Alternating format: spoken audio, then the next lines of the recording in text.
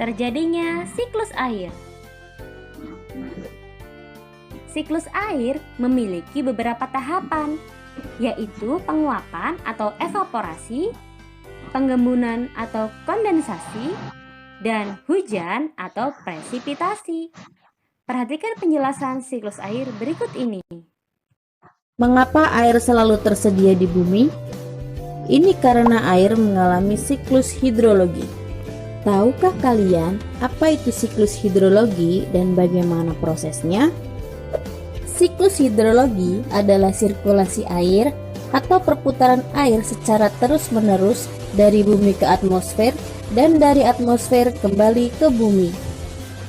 Lalu, bagaimana proses siklus hidrologi berlangsung? Prosesnya begini. Awalnya, air laut mengalami penguapan karena panas matahari. Proses ini disebut dengan proses evaporasi. Evaporasi terjadi karena temperatur permukaan air yang cukup tinggi sehingga molekul-molekul air di permukaan memperoleh energi yang cukup untuk memisahkan diri dari air yang ada di permukaan. Selain air laut, air yang berada pada tumbuh-tumbuhan juga ikut mengalami proses penguapan. Proses ini dinamakan dengan proses transpirasi. Air yang berada pada tumbuh-tumbuhan ini berasal dari air tanah yang diserap oleh akar tumbuhan yang kemudian dialirkan melalui batang tumbuhan sampai ke permukaan daun dan menguap menuju atmosfer. Ketika proses penguapan yang terjadi pada air laut dan terjadi pada tumbuh-tumbuhan berlangsung secara bersamaan, maka proses ini dinamakan dengan proses evapotranspirasi. Pada ketinggian tertentu, uap air ini mengalami kondensasi. Kondensasi merupakan proses perubahan wujud uap air menjadi titik-titik air akibat adanya perubahan temperatur udara. Proses ini terjadi ketika temperatur udara pada ketinggian tersebut relatif lebih rendah hingga berubah menjadi titik-titik air.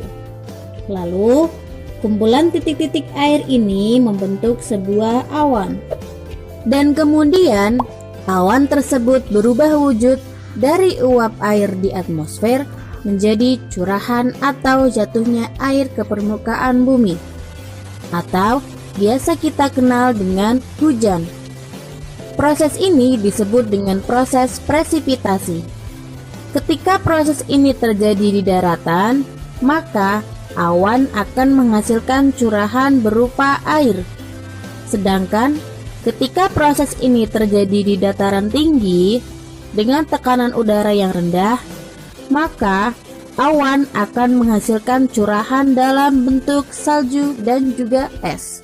Berikutnya, air yang dihasilkan oleh presipitasi sebagian diserap oleh tanah dan sebagian lagi mengalir di permukaan tanah. Air yang diserap oleh tanah disebut dengan infiltrasi, yaitu gerakan air ke bawah melalui permukaan tanah ke dalam lapisan tanah yang teratas. Infiltrasi menyebabkan air dapat tersedia untuk pertumbuhan tanaman dan air tanah terisi kembali. Sedangkan air yang mengalir di permukaan tanah disebut dengan runoff, yaitu proses pergerakan aliran air di permukaan tanah melalui aliran selokan, kanal, sungai, dan anak sungai. Umumnya, runoff terjadi karena air yang mengalir tidak dapat diserap lagi oleh tumbuhan dan tanah. Air yang mengalir melalui aliran permukaan itu pun menuju ke laut. Siklus ini terjadi berulang-ulang. Makanya, air terus tersedia di bumi.